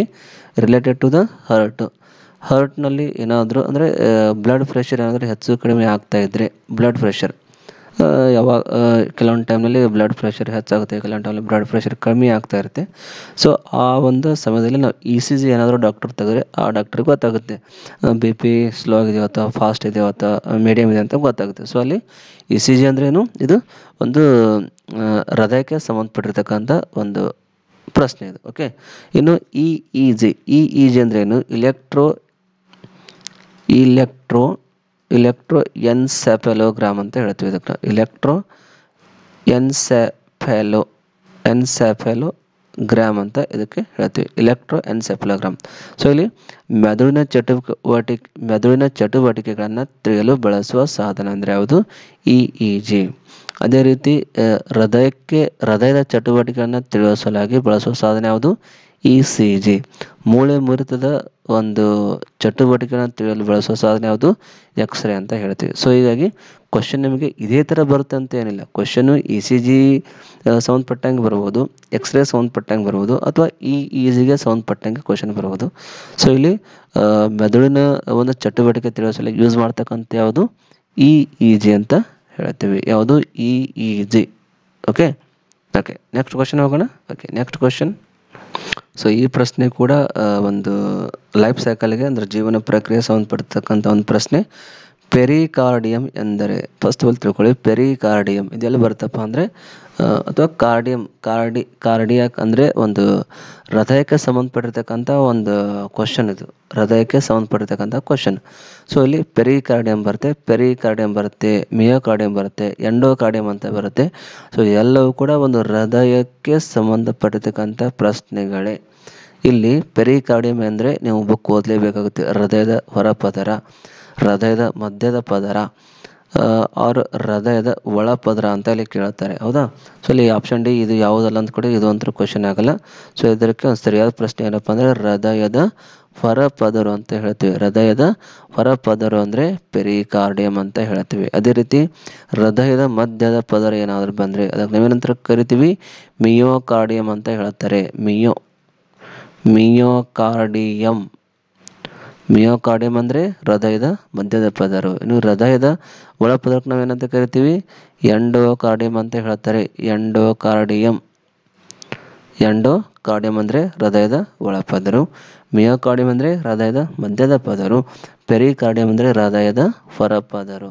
ಸೊ ಈ ಥರ ಈ ಒಂದು ಪ್ರಶ್ನೆಗಳನ್ನು ತಾವು ಪರ್ಫೆಕ್ಟಾಗಿ ಸ್ಟಡಿ ಮಾಡಲೇಬೇಕಾಗುತ್ತೆ. ಇದಕ್ಕೆ ಬೇರೆ ಏನಿಲ್ಲ. ಯಾಕಂದರೆ ಹಾರ್ಟ್ ಬಗ್ಗೆ ನಾವು ಕಂಪ್ಲೀಟಾಗಿ ಸ್ಟಡಿ ಮಾಡಲೇಬೇಕು. ಓಕೆ. ನೆಕ್ಸ್ಟ್ ಕ್ವಶನ್ ಹೋಗೋಣ. ಕ್ವಶನ್ ನಂಬರ್ 19 ನೋಡಿ ಏನು ಹೇಳುತ್ತೆ? ವಿಶ್ವ ಜಲ ದಿನಾಚರಣೆ ಆಚರಿಸಲಾಗುವ ದಿನ. ವಿಶ್ವ ಜಲ ದಿನಾಚರಣೆ ಆಚರಿಸಲಾಗತಕ್ಕಂಥ ದಿನ. ಸೊ ಇದು ಕೂಡ ಕರ್ನಾಟಕ TET 2021ರಲ್ಲಿ ಕೇಳಿರ್ತಕ್ಕಂಥ ಪ್ರಶ್ನೆ. ಆಪ್ಷನ್ ನೋಡಿ: March 22, June 5, April 22, May 1. So ಇಲ್ಲಿ ಕೊಟ್ಟಿರ್ತಕ್ಕಂಥ ಈ ಆಪ್ಷನ್ಗಳಲ್ಲಿ ಸರಿಯಾದ ಆನ್ಸರ್ ಏನಪ್ಪ ಅಂದರೆ ನೀವು ಸ್ಟಡಿ ಮಾಡಿದರೆ ತಮಗೆ ಗೊತ್ತಾಗುತ್ತೆ ಸ್ನೇಹಿತರೆ. ಮಾರ್ಚ್ 22 ಇದೇನಂತ ಆಚರಣೆ ಮಾಡ್ತಾರೆ? ವಿಶ್ವ ಜಲ ದಿನಾಚರಣೆ ಅಂತ ಆಚರಣೆನ ಮಾಡ್ತಾರೆ. ಸೊ ಹಾಗಾದರೆ ಜೂನ್ 5 ಏನು ಮಾಡ್ತಾರೆ? ಏಪ್ರಿಲ್ 22, ಮೇ 1 ಪ್ರತಿಯೊಂದಕ್ಕೂ ಒಂದೊಂದು ಈ ದಿನ ಅಂತ ಇಲ್ಲಿ ಒಂದು ಆಚರಣೆನ ಮಾಡ್ತಾರೆ. ಈ ಜೂನ್ 5ನ ತಗೊಂಡ್ರೆ ವಿಶ್ವ ಪರಿಸರ ದಿನ ಅಂತ ಆಚರಣೆನ ಮಾಡ್ತಾರೆ. ವಿಶ್ವ ಪರಿಸರ ದಿನಾಚರಣೆಯನ್ನು ಮಾಡ್ತಾರೆ. ಅದೇ ರೀತಿ ಏಪ್ರಿಲ್ 22ನ ತಗೊಂಡ್ರೆ ವಿಶ್ವ ಭೂದಿನ ಅಂತ ಒಂದು ಆಚರಣೆಯನ್ನು ಮಾಡ್ತಾರೆ. ವಿಶ್ವ ಭೂದಿನ ಅಂತ ಒಂದು ಆಚರಣೆಯನ್ನು ಮಾಡ್ತಾರೆ. ಇನ್ನು ಮೇ 1ನ ತಗೊಂಡ್ರೆ ತಮಗೆಲ್ಲ ಗೊತ್ತಿದೆ ಏನು ಮಾಡ್ತಾರೆ? ಮೇ 1 ಕಾರ್ಮಿಕರ ದಿನಾಚರಣೆ. ಹೌದಾ? ಕಾರ್ಮಿಕರ ದಿನಾಚರಣೆಯನ್ನು ಮಾಡ್ತಾರೆ. ಸೊ ಈ ಒಂದು ಈ ಕ್ವಶನ್ ಇದಕ್ಕೆ ಸಂಬಂಧಪಟ್ಟಂಗಂದರೆ ನಿಮ್ಗೆ ಗೊತ್ತಾಗಿರ್ಬೋದು. ವಿಶ್ವ ಜಲ ದಿನಾಚರಣೆ ಅಂದರೆ ಇದು ನೀರು, ಈ ಚಾಪ್ಟರ್ಗೆ ಸಂಬಂಧಪಟ್ಟಿರ್ತಕ್ಕಂಥ ಒಂದು ಪ್ರಶ್ನೆ. ಸೊ ನೀರಿನಲ್ಲಿ ಸಿಕ್ಕಾಪಟ್ಟೆ ಭೂಮಿ ಮೇಲೆ ಎಷ್ಟು % ನೀರು ಬರುತ್ತೆ ಅದ್ರ ರಿಲೇಟೆಡ್ ಬರುತ್ತೆ. ಆಮೇಲೆ ನೀರಲ್ಲಿರ್ತಕ್ಕಂಥ ಹೈಡ್ರೋಜನ್ ಮತ್ತು ಆಕ್ಸಿಜನ್ ಯಾರು ರಿಸರ್ಚ್ ಮಾಡಿದ್ರು. ಆಮೇಲೆ ಶುದ್ಧ ನೀರಿನ ಏನಂತ ಕರಿತೀವಿ ನಾವು, ಇದು ಆ್ಯಸಿಡ್ ಇರುತ್ತಾ, ಬೇಸ್ ಇರುತ್ತಾ, ಆಮೇಲೆ ನ್ಯೂಟ್ರಲ್ ಇರುತ್ತಾ. ಸೊ ಇದ್ರ ಮೇಲೆ ಕೂಡ ಒಂದು ಕ್ವಶನ್ ಬರುತ್ತೆ.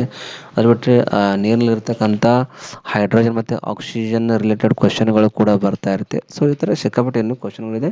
ಸೊ ಹಾಗೆ ಹೇಳ್ತಾ ಹೋಗ್ತೀವಿ. ಓಕೆ. ಸೊ ಇಲ್ಲಿ ಕ್ವಶನ್ ಏನಪ್ಪ ಅಂದರೆ ವಿಶ್ವ ಜಲ ದಿನಾಚರಣೆ ಆಚರಿಸಲಾಗುವ ದಿನ ಯಾವುದಂದರೆ ಮಾರ್ಚ್ 22 ಅಂತ ಬರೆದಿಟ್ಕೊಂಡ್ಬಿಡಿ ಫಿಕ್ಸ್. ಜೂನ್ 5 ವಿಶ್ವ ಪರಿಸರ ದಿನಾಚರಣೆ, ಏಪ್ರಿಲ್ 22 ವಿಶ್ವ ಭೂದಿನ, ಮೇ 1 ಕಾರ್ಮಿಕರ ದಿನಾಚರಣೆ. ಓಕೆ. ನೆಕ್ಸ್ಟ್ ಕ್ವಶನ್ ಹೋಗೋಣ. ಸೊ ಈ ಕ್ವಶನ್ ಕೂಡ ನೀರಿಗೆ ಸಂಬಂಧಪಟ್ಟಿರ್ತಕ್ಕಂಥ ಕ್ವಶನ್. ನೀರು ಹೈಡ್ರೋಜನ್ ಮತ್ತು ಆಕ್ಸಿಜನ್ ಸಂಯುಕ್ತ ಎಂದು ಸಾಬೀತುಪಡಿಸಿದ ವಿಜ್ಞಾನಿ. ವಾಟರ್ ಅಂದರೆ ಏನು? H2O ಅಂತ ಹೇಳ್ತೀವಿ. ಸೊ ಈ ವಾಟರ್ನಲ್ಲಿ ಹೈಡ್ರೋಜನ್ ಮತ್ತು ಆಕ್ಸಿಜನ್ ಇರುತ್ತೆ ಅಂತ ಸಾಬೀತುಪಡಿಸಿದ ವಿಜ್ಞಾನಿ ಯಾರು? ಆಪ್ಷನ್ ನೋಡಿ: Henry Cavendish, Rajendra Singh, Carl Wilhelm, 4ನೇದು HC ಯುರಿ ಅಂತಕ್ಕಂಥ ವಿಜ್ಞಾನಿ. ಇಲ್ಲಿ ಕೊಟ್ಟಿರ್ತಕ್ಕಂಥ ಆಪ್ಷನ್ಗಳಲ್ಲಿ ಸರಿ ಆನ್ಸರ್ ಏನಪ್ಪ ಅಂದರೆ ಹೆನ್ರಿ ಕ್ಯಾವೆಂಡಿಶ್ ಅಂತಕ್ಕಂಥ ವಿಜ್ಞಾನಿಯವರು ಈ ನೀರಿನಲ್ಲಿ ವಾಟರ್ನಲ್ಲಿ ಹೈಡ್ರೋಜನ್ ಮತ್ತು ಆಕ್ಸಿಜನ್ ಪ್ರೆಸೆಂಟ್ ಇರುತ್ತೆ ಅಂತಕ್ಕಂಥದ್ದನ್ನ ರಿಸರ್ಚ್ ಮಾಡಿಕೊಟ್ಟವರು ನಿಮಗೆ ಹೆನ್ರಿ ಕ್ಯಾವೆಂಡಿಶ್ ಅಂತಕ್ಕಂಥ ವಿಜ್ಞಾನಿ. ಇನ್ನು ರಾಜೇಂದ್ರ ಸಿಂಗ್ ಇವ್ರಿಗೆ ಗೊತ್ತಿದೆ ನಿಮಗೆಲ್ಲ, ಏನು ಭಾರತ ಒಂದು ಒಬ್ಬ ಜಲ ಸಂರಕ್ಷಕ ಅಂತ ಹೇಳ್ತೀವಿ. ಜಲ ಸಂರಕ್ಷಕ ಅಂತ ಇವ್ರು ನಾವು ಒಂದು ಗೊತ್ತು, ಹೌದಾ. ಇನ್ನು ಕಾರ್ಲ್ ವಿಲ್ಡ್ ಹೆಲ್ಡ್ ಅಂತಕ್ಕಂಥ ಏನು ರಿಸರ್ಚ್ ಇವ್ರ ಬಗ್ಗೆ ಹೇಳ್ಬೇಕಂದ್ರೆ, ಇವರು ಗ್ಲಿಸರಿನ್ ಇರುತ್ತಲ್ಲ, ಗ್ಲಿಸರಿನ್, ಸೊ ಇದನ್ನು ರಿಸರ್ಚ್ ಮಾಡಿದವರೇ ಇವರು. ಯಾರು? ಕಾರ್ಲ್ ವಿಲ್ಡ್ ಹೆಲ್ಡ್ ಅಂತಕ್ಕಂಥ ವಿಜ್ಞಾನಿ ಇವರು. ಇನ್ನು ಈ ನಮ್ಮ HC ಇವ್ರಿ ಅವ್ರನ್ನ ತೊಗೊಂಡ್ರೆ, ಇವ್ರು ಏನು ಮಾಡ್ತಾರೆ ಅಂದರೆ D2O ಕಂಡು ಹಿಡಿದವರೇ ಇವರೇ. D2O ಕಂಡು ಹಿಡಿದವರು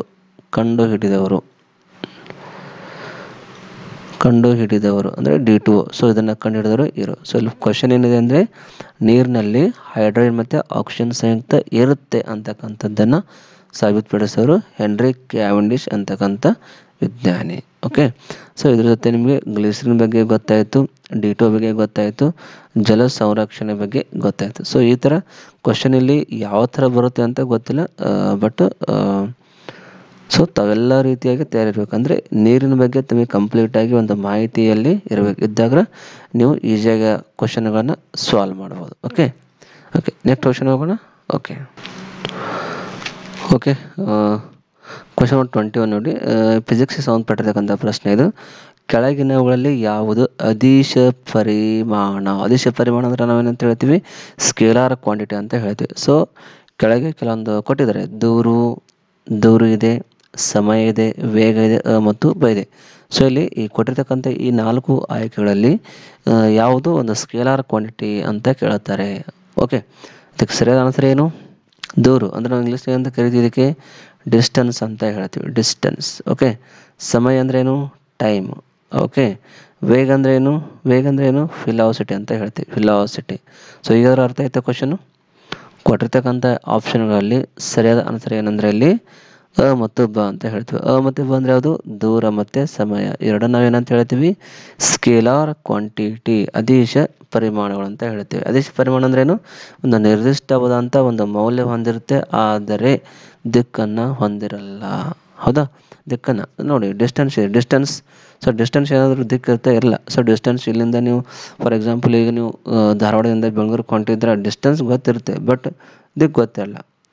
ಸೊ ನಿಮ್ಗೆ ಗೊತ್ತೇ ಇಲ್ಲ, ನೀವು ಬೆಂಗಳೂರಿಗೆ ಹೋಗ್ತಿರೋ, ಮೈಸೂರಿಗೆ ಹೋಗ್ತಿರೋ ಅಥವಾ ಬಿಜಾಪುರಕ್ಕೆ ಹೋಗ್ತಿರೋ, ನಿಮ್ಗೆ ದಿಕ್ಕು ಗೊತ್ತಿಲ್ಲ, ಬಟ್ ಅಷ್ಟು ಹೋಗೋದೇ ಅಷ್ಟೇ ಗೊತ್ತಿರುತ್ತೆ. ಆಮೇಲೆ ಟೈಮ್ ತೊಗೊಂಡ್ರೆ, ಹೌದಾ, ಟೈಮ್ ತೊಗೊಂಡ್ರೆ ನೀವೇನಂತೀರ? ಎಷ್ಟು ಟೈಮ್ ಹಿಡಿಯುತ್ತೆ. ಸೊ ಹೀಗಾಗಿ ಈ ಕೆಳಗಿನ ಯಾವುದು ಅದೀಶ ರಾಶಿ ಅಂತ ಕೇಳಿದ್ರೆ ಒಂದು ಡಿಸ್ಟೆನ್ಸ್ ಮತ್ತು ಟೈಮು ಇಲ್ಲಿ ಬರುತ್ತೆ. ಈ ವೆಲಾಸಿಟಿನ ತಗೊಂಡ್ರೆ ವೆಲಾಸಿಟಿ ಎಲ್ಲಿ ಬರುತ್ತೆ? ಇದು ವೆಕ್ಟರ್ ಕ್ವಾಂಟಿಟಿನಲ್ಲಿ ಬರುತ್ತೆ. ವೆಕ್ಟರ್ ಕ್ವಾಂಟಿಟಿ ನಿರ್ದಿಷ್ಟ ಮೌಲ್ಯ ಮತ್ತು ಒಂದು ದಿಕ್ಕನ್ನು ಇದು ಹೊಂದಿರುತ್ತೆ. ಸೊ ಹೀಗಾಗಿ ಅದನ್ನು ಹೇಳ್ತೀವಿ ವೆಕ್ಟರ್ ಕ್ವಾಂಟಿಟಿ ಅಂತ ಹೇಳ್ತೀವಿ. ಸೊ ಇಲ್ಲಿ ಕ್ವಶನು ಯಾವುದು ಅದೀಶ ರಾಶಿ ಅಂತ ಕೇಳಿದರೆ ದೂರ ಮತ್ತು ಸಮಯ, ಡಿಸ್ಟೆನ್ಸ್ ಆ್ಯಂಡ್ ಟೈಮ್ ಅಂತ ಹೇಳ್ತೀವಿ. ಸೊ ಹೀಗಾಗಿ ಅ ಮತ್ತು ಬ ಇದರ ಒಂದು ಸರಿಯಾದ ಆಯ್ಕೆ ಅಂತ ಹೇಳ್ತೀವಿ. ಓಕೆ, ನೆಕ್ಸ್ಟ್ ಕ್ವಶನ್ ಹೋಗೋಣ. ಓಕೆ, ಇದು ಕೂಡ ಫಿಸಿಕ್ಸ್ಗೆ ಸಂಬಂಧಪಟ್ಟಿರ್ತಕ್ಕಂಥ, ಇದು ಫಿಸಿಕ್ಸ್ ಕೂಡ ಬರುತ್ತೆ, ಕೆಮಿಸ್ಟ್ರಿಯಲ್ಲಿ ಕೂಡ ಬರುತ್ತೆ. ಕ್ವಶನ್ ಬಂದಿರೋದು ಒತ್ತಡ ಅಂದರೆ ಪ್ರೆಷರವನ್ನು ಹೀಗೆ ಕೂಡ ಬರೆಯುತ್ತಾರೆ. ಆನ್ಸರ್ ನೋಡಿ, mass upon volume, force upon length, energy upon area, force upon area. So ಇಲ್ಲಿ ಕೊಟ್ಟಿರ್ತಕ್ಕಂಥ 4 ಆಪ್ಷನ್ಗಳಲ್ಲಿ ಸರಿಯಾದ ಆನ್ಸರ್ ಏನಪ್ಪ ಅಂದರೆ ಫೋರ್ಸ್ ಅಪಾನ್ ಏರಿಯಾ ಅಂದ್ರೆ ಪ್ರೆಷರ್ ಅಂತ ಹೇಳ್ತೀವಿ. ಹಾಗಾದರೆ ಮಾಸ್ ಅಪಾನ್ ವಾಲ್ಯೂಮ್ ಅಂದರೆ ಏನು? ಡೆನ್ಸಿಟಿ ಅಂತ ಹೇಳ್ತೀವಿ. ಅದೇ ಥರ ಫೋರ್ಸ್ ಅಪಾನ್ ಲೆಂತ್ ಅಂದರೆ ಏನಂತ ಹೇಳ್ತೀವಿ ನಾವು? ಸರ್ಫೇಸ್ ಟೆನ್ಷನ್ ಅಂತ ಹೇಳ್ತೀವಿ. ST ಅಂದರೆ surface tension. Energy upon urea ಅಂದರೆ ಏನು? ಸರ್ಫೇಸ್ ಎನರ್ಜಿ ಅಂತ ಹೇಳ್ತೀವಿ. ಸೊ ಹೀಗಾಗಿ ಫೋರ್ಸ್ ಅಪಾನ್ ಏರಿಯಾ ಇಲ್ಲಿ ಕೊಟ್ಟಿರ್ತಕ್ಕಂಥ ಆಪ್ಷನ್ಗಳಲ್ಲಿ ಫೋರ್ಸ್ ಅಪಾನ್ ಏರಿಯಾ ಅಂದ್ರೆ ಪ್ರೆಷರು. ಸೊ ಪ್ರೆಷರ್ನ ಒಂದು ಬರೆಯುವ ಒಂದು ರೈಟಿಂಗ್ ಮಾಡ್ತಕ್ಕಂಥ ಒಂದು ಮೆಥಡ್ ಅಂತ ಹೇಳ್ತೀವಿ. ಓಕೆ, ನೆಕ್ಸ್ಟ್ ಕ್ವಶನ್ ಹೋಗೋಣ. ಓಕೆ, ನೆಕ್ಸ್ಟ್ ಕ್ವಶನ್ ನಂಬರ್ 23 ನೋಡಿ, ಇದು ಕೂಡ ಒಂದು ಜೀವನ ಪ್ರಕ್ರಿಯೆಗೆ ಸಂಬಂಧಪಟ್ಟಿರ್ತಕ್ಕಂಥ ಒಂದು ಕ್ವಶನ್. ಮೂತ್ರದಲ್ಲಿ ಕಾಣಿಸಿಕೊಳ್ಳುವ ವಿಟಮಿನ್ ಯಾವುದಂತ ಕೇಳಿದ್ದಾರೆ. ಮೂತ್ರದಲ್ಲಿ ಅಂದರೆ ಯುರಿನ್. ಯೂರಿನ್ನಲ್ಲಿ ಕಾಣಿಸ್ಕೊಳ್ತಕ್ಕಂಥ ವಿಟಮಿನ್ ಯಾವುದು? ಆಪ್ಷನ್ ನೋಡಿ, vitamin C, vitamin A, vitamin B, vitamin K. So ಇಲ್ಲಿ ಸರಿಯಾದ ಆನ್ಸರ್ ಏನಪ್ಪ ಅಂದರೆ ವಿಟಮಿನ್ ಸಿ. ಸೊ ಜಾಸ್ತಿ ನಮ್ಮ ಮೂತ್ರದಲ್ಲಿ ಕಾಣಿಸ್ಕೊಳ್ತಾ ಇರುತ್ತೆ, ಹೌದಾ?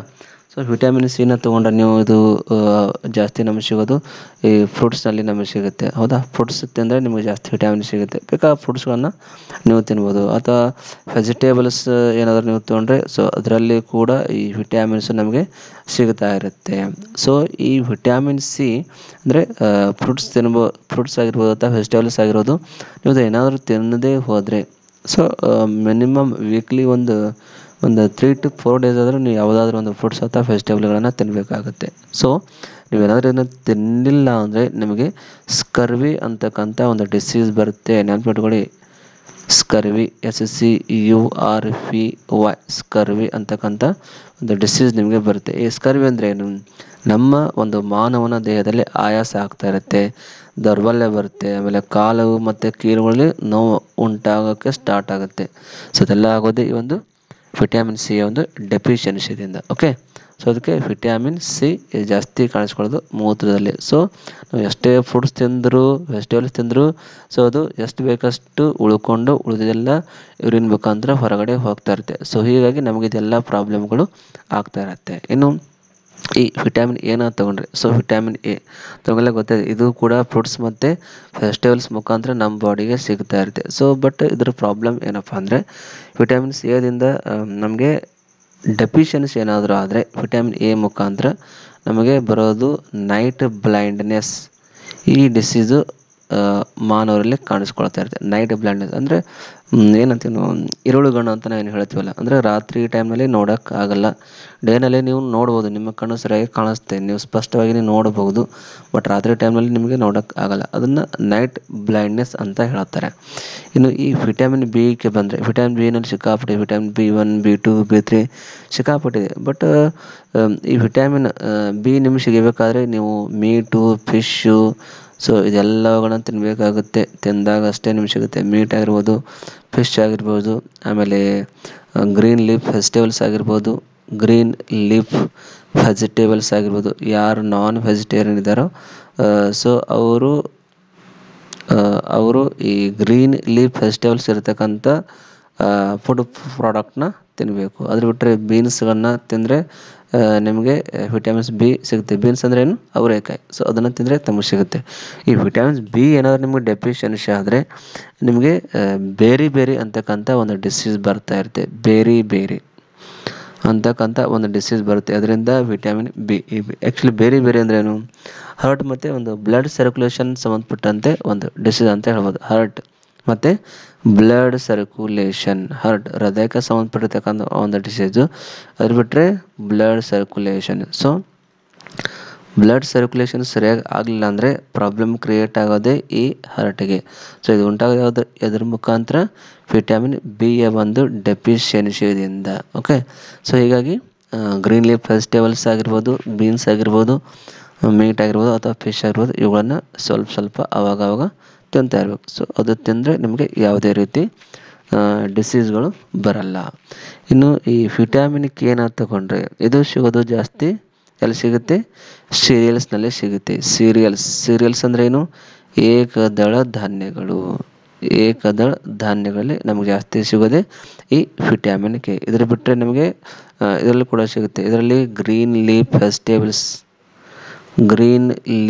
ವೆಜಿಟೇಬಲ್ಸ್ ಪ್ರತಿಯೊಂದರಲ್ಲಿ ಸಿಗ್ತಾ ಇರುತ್ತೆ. ಓಕೆ, ಈ ವಿಟಮಿನ್ ಕೆದಿಂದ ನಮಗೆ ಪ್ರಾಬ್ಲಮ್ ಆಗೋದು ಏನಪ್ಪ ಅಂದರೆ ಪ್ರತಿಯೊಬ್ಬರಲ್ಲಿ ಇದು ಕಂಡು ಬರ್ತಾ ಇರುತ್ತೆ. ರಕ್ತಸ್ರಾವ ಪ್ರತಿಯೊಬ್ಬರಲ್ಲಿ ಕಂಡು ಬರ್ತಾ ಇರುತ್ತೆ. ಫಾರ್ ಎಕ್ಸಾಂಪಲು ಈಗ ನಾವಿದ್ದೀವಿ. ಸೊ ಪ್ರಾಬ್ಲಮ್ ಏನಾಗುತ್ತಪ್ಪ ಅಂದರೆ ನಿಮ್ಮ ವಿಟಮಿನ್ ಕೆ ಏನಾದ್ರು ಪ್ರಾಬ್ಲಮ್ ಇದ್ದರೆ ಸೊ ನಮ್ಮ ಒಸಡುಗಳಲ್ಲಿ ಏನಾಗುತ್ತೆ, ಕೆಲವೊಂದು ಟೈಮ್ನಲ್ಲಿ ಊಟ ಮಾಡುವಾಗ, ನಾಷ್ಟ ಮಾಡುವಾಗ ಏನಾಗುತ್ತೆ, ಅಲ್ಲಿ ರಕ್ತಸ್ರಾವ ಆಗ್ತಾ ಇರುತ್ತೆ, ಹೌದಾ? ಸೊ ಈ ಥರ ಡಿಸೀಸ್ ಎಲ್ಲ ಪ್ರಾಬ್ಲಮ್ ಆಗೋದು ವಿಟಮಿನ್ ಕೆ ಒಂದು ಡೆಫಿಷಿಯನ್ಸಿಯಿಂದ. ಸೊ ಹೀಗಾಗಿ ಯಾವುದೇ ಒಂದು ವಿಟಮಿನ್ಸ್ ಇರ್ಬೋದು, ವಿಟಮಿನ್ ಎ ಆಗಿರ್ಬೋದು, B, C, D, E, K ಪ್ರತಿಯೊಂದು ಇರ್ಬೋದು. ಸೊ ಪ್ರತಿಯೊಂದಕ್ಕೆ ವ್ಯಾಲ್ಯೂ ಇದೆ, ಇಂಪಾರ್ಟೆಂಟ್ ಇದೆ. ಸೊ ಪ್ರತಿಯೊಂದು ವಿಟಮಿನ್ ನಮ್ಮ ಬಾಡಿಗೆ ಅಗತ್ಯ ಇವೆ ಅಂತ ಹೇಳ್ತೀವಿ. ಓಕೆ, ನೆಕ್ಸ್ಟ್ ಕ್ವಶನ್ ಹೋಗೋಣ. Question number 24. Okay, okay, question number 24 ನೋಡಿ. ಕಣ್ಣಿಗೆ ಸಂಬಂಧಪಟ್ಟಿರ್ತಕ್ಕಂಥ ಒಂದು ಪ್ರಶ್ನೆ ಇದು. ರೆಟಿನಾ ಎಂದರೆ, ಫಸ್ಟ್ ಆಫ್ ಆಲ್ ತಿಳ್ಕೊಳ್ಳಿ, ರೆಟಿನಾ ಅಂದರೆ ಇದು ಕಣ್ಣಿಗೆ ಸಂಬಂಧಪಟ್ಟಿರ್ತಕ್ಕಂಥ ಒಂದು ಪ್ರಶ್ನೆ. ಕಣ್ಣಿಗೆ ಅಂದರೆ ಇಂಗ್ಲೀಷ್ನಲ್ಲಿ ಐಸ್ ಅಂತ ಹೇಳ್ತೀವಿ. ಸೊ ತಮಗೆಲ್ಲ ಗೊತ್ತೇ ಇದೆ. ಸೊ ಈ ಐಸ್ಗೆ ಸಂಬಂಧಪಟ್ಟಿರ್ತಕ್ಕಂಥ ಒಂದು ಪ್ರಶ್ನೆ. ರೆಟಿನಾ ಎಂದರೆ ಒಳಪದರು, ಮಧ್ಯದ ಪದರು, ಹೊರಪದರು ಯಾವುದು ಅಲ್ಲ. ಆ್ಯಕ್ಚುಲಿ ಒಳ ಅಲ್ಲ, ಇದು ಒಳಪದರು. ಆ್ಯಕ್ಚುಲಿ ಈ ಥರ ಬೇಕಾಯಿತು, ಒಳಪದರು. ಸೊ ಇರಲಿ, ಒಳಪದರು, ಮಧ್ಯದ ಪದರು, ಹೊರಪದರು ಯಾವುದಲ್ಲ ಅಂದ್ರೆ ಈ ಅಂದ್ರೆ ಆಪ್ಷನ್ ಆಗಲ್ಲ. ಇಲ್ಲ ಕೊಟ್ಟಿರ್ತಕ್ಕಂಥ ಈ 3 ಆಯ್ಕೆಗಳಲ್ಲಿ ಸರಿಯಾದ ಆಯ್ಕೆ ಏನಂದರೆ ಒಳಪದರು ಅಂತ ಹೇಳ್ತೀವಿ. ಒಳಪದರು ಅಂದ್ರೆ ರೆಟಿನಾ ಅಂತ ಹೇಳ್ತೀವಿ. ಹಾಗಾದರೆ ಮಧ್ಯದ ಪದರು ಅಂದರೆ ಏನಂತ ಹೇಳ್ತೀವಿ ನಾವು ಇದಕ್ಕೆ? ಕೊರಾಯ್ಡ್ ಅಂತ ಹೇಳ್ತೀವಿ. ಕೊರಾಯ್ಡ್ ಅಂದ್ರೆ ಮಧ್ಯದ ಪದರು. ಹಾಗಾದರೆ ಹೊರಪದರಕ್ಕೆ ನಾವೇನಂತ ಕರಿತೀವಿ? ಸ್ಕ್ಲೇರಾ ಅಂತ ಕರಿತೀವಿ. ಸ್ಕ್ಲೇರಾ, SKLIRA, ಸ್ಕ್ಲೇರಾ ಅಂತ ಕರಿತೀವಿ. ಸೊ ಇಲ್ಲಿ ರೆಟಿನಾ, ಕೊರಾಯ್ಡ್, ಸ್ಕ್ಲೇರಾ, ಒಳಪದರು, ಮಧ್ಯದ ಪದರು, ಹೊರಪದರು. ಸೊ ಇಲ್ಲಿ ಕ್ವಶನ್ನು ಇಲ್ಲಿ ಒಳಪದರು ಅಂದರೆ ಏನಂತ ಕೂಡ ಕೇಳ್ಬೋದು, ಕೊರಾಯ್ಡ್ ಅಂದರೆ ಏನಂತ ಕೂಡ ಕೇಳ್ಬೋದು, ಸ್ಕ್ಲೇರಾ ಅಂದರೆ ಏನಂತ ಕೇಳ್ಬೋದು, ಅಥವಾ ಏನಕ್ಕೆ ಸಂಬಂಧಪಟ್ಟಿದೆ ಅಂತ ಕೇಳ್ಬೋದು. ಸೊ ಈ ಥರನೂ ಕ್ವಶನಲ್ಲಿ ಬರ್ತಾ ಇರುತ್ತೆ. ಸೊ ಕೇವಲ ರೆಟಿನಾ ಅಂತೇ ಬರಲ್ಲ. ಸೊ ಆ ಥರನೂ ಕೂಡ ಕ್ವಶನ್ ಬರ್ಬೋದು. ಅಂದರೆ ಕಣ್ಣಿಗೆ ಸಂಬಂಧಪಟ್ಟಿರ್ತಕ್ಕಂಥ ಕ್ವಶನ್ಗಳಲ್ಲಿ ಬರ್ತಾ ಇರುತ್ತೆ. ಓಕೆ, ನೆಕ್ಸ್ಟ್ ಕ್ವಶನ್ ಹೋಗೋಣ. ಓಕೆ, ಇವತ್ತಿನ ಸಂಚಿಕೆ ಕೊನೆಯ ಒಂದು ಪ್ರಶ್ನೆ.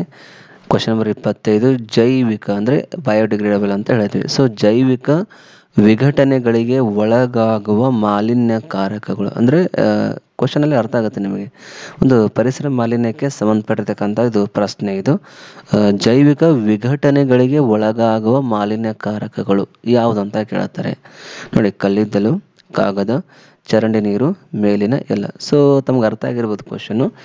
ಜೈವಿಕ ಅಂದರೆ ಡಿಗ್ರೇಡೇಬಲ್ ಆ್ಯಂಡ್ ಬಯೋಡಿಗ್ರೇಡೇಬಲ್. ಡಿಗ್ರೇಡೇಬಲ್ ಅಂದ್ರೆ ಏನು? ಈಸಿಯಾಗಿ ಅವು ವಿಘಟನೆ ಆಗೋದಿಲ್ಲ. ಇಲ್ಲಿ ಬಯೋಡಿಗ್ರೇಡೇಬಲ್ ಅಂದ್ರೇನು? ಈಸಿಯಾಗಿ ವಿಘಟನೆಯಲ್ಲಿ ಒಳಗೊಳ್ಳುತ್ತವೆ. ಸೊ ಅದಕ್ಕೆ ನಾವು ಜೈವಿಕ ಅಂದರೆ ಬಯೋಡಿಗ್ರೇಡೇಬಲ್ ಅಂತ ಹೇಳ್ತೀವಿ. ಸೊ ಕಲ್ಲಿದ್ದಲು ಇದೇನಾದರೂ ಭೂಮಿ ಮೇಲೆ ಬಿದ್ದರೆ ಈಸಿಯಾಗಿ ಆಗುತ್ತಲ್ವೋ? ಆಗುತ್ತೆ. ಕಾಗದ ತಗೊಳ್ಳಿ, ಪೇಪರ್ ಬಿದ್ದರೆ ಅದೇನಾಗುತ್ತೆ? ಅಲ್ಲೇ ಮಣ್ಣಲ್ಲೇ ಕೊಳತಾಗುತ್ತೆ, ಅದು ಕೂಡ ಆಗುತ್ತೆ. ಚರಂಡಿ ನೀರನ್ನ ಮಣ್ಣಲ್ಲಿ ಬಿಟ್ಟರೆ ಮಣ್ಣಲ್ಲಿ ಮಿಕ್ಸ್ ಆಗಿ ಮಣ್ಣು ಕೂಡ ಒಂದು ಫಲವತ್ತಾದ ಒಂದು ಫರ್ಟಿಲಿಟಿ ಆ ಮಣ್ಣಲ್ಲಿ ತಯಾರಾಗುತ್ತೆ. ಸೊ ಹೀಗಾಗಿ ಈ ಪ್ರಶ್ನೆ ಸರಿಯಾದ ಆನ್ಸರ್ ಏನಂದರೆ ಮೇಲಿನ ಎಲ್ಲ ಅಂತ ಹೇಳ್ತೀವಿ. ಸೊ ಪ್ರತಿಯೊಂದು ಚರಂಡಿ ನೀರಾಗಿರ್ಬೋದು, ಕಾಗದ ಆಗಿರ್ಬೋದು, ಕಲ್ಲಿದ್ದಲಾಗಿರ್ಬೋದು, ಸೊ ಪ್ರತಿಯೊಂದು ಕೂಡ ಒಂದು ಜೈವಿಕ ವಿಘಟನೆಗಳಿಗೆ ಒಳಗಾಗುವ ಮಾಲಿನ್ಯಕಾರಕಗಳು ಅಂತ ಹೇಳ್ತೀವಿ. ಓಕೆ, ಸೊ ಇವತ್ತಿನ ಒಂದು ಸಂಚಿಕೆಯಲ್ಲಿ 50 ಮೋಸ್ಟ್ ಇಂಪಾರ್ಟೆಂಟ್ 50 ಕ್ವಶನ್ಸ್ 2.0 ಈ ಒಂದು ಸಂಚಿಕೆಯಲ್ಲಿ ಇಲ್ಲಿವರೆಗೆ ನಿಮಗೆ 25 ಕ್ವಶನ್ಗಳನ್ನು ಸಾಲ್ವ್ ಮಾಡಿ ಕೊಟ್ಟಿದ್ದೇನೆ. ಸೊ ಸ್ನೇಹಿತರೆ, ನಿಮಗೇನಾದರೂ ಈ ಕ್ಲಾಸ್ ಇಷ್ಟ ಆಗಿದ್ದರೆ ಒಂದು ಲೈಕ್ ಕೊಡಿ. ಹಾಗೆ ಚಾನಲ್ನ ಹೊಸಬರು ಯಾರು ನೋಡ್ತಾ ಇದ್ದರೆ ಸಬ್ಸ್ಕ್ರೈಬ್ ಮಾಡ್ತಾ ನಿಮ್ಮ ಗೆಳೆಯರಿಗೆ ಗೆಳತಿಯರಿಗೆ ಶೇರ್ ಮಾಡಿ. ಮತ್ತು ಮುಂದಿನ ಕ್ಲಾಸ್ನಲ್ಲಿ ಸಿಗ್ತೀವಿ. Thank you for watching. Okay, thank you.